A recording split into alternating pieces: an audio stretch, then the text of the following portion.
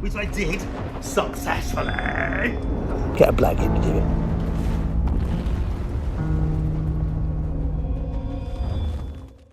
Ugh. You know, even DIY pros like me sometimes start jobs that they just wish they hadn't. Because you do one thing and it leads to 50 others, which are 10 times worse than the first thing you tried to fix. I'm just trying to install, or fix rather, this towel rail, and there's been this horrible leak at the bottom here. This little pipe thing, look, right? So all I was trying to do was tighten up this bit here with my spanner, which I did successfully. However, in doing so, this one here has started leaking. Of course, you know what your problem is, right? Yeah, you shouldn't have wiggled it. Yeah, that's what Wise Alex says. Shouldn't have wiggled it in the first place.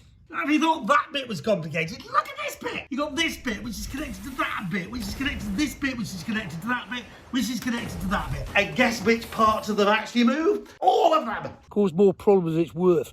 Should have got a bloke in to do the job. I could have done it for you. Yeah, cost you a few quid, but would have done it right.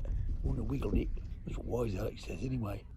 It's a nightmare. So now, to take this, or to tighten this up, if you do that, you can see it wiggling around and moving, and water's weeing out of it. It's going all over the floor. It's a bit of a DIY disaster.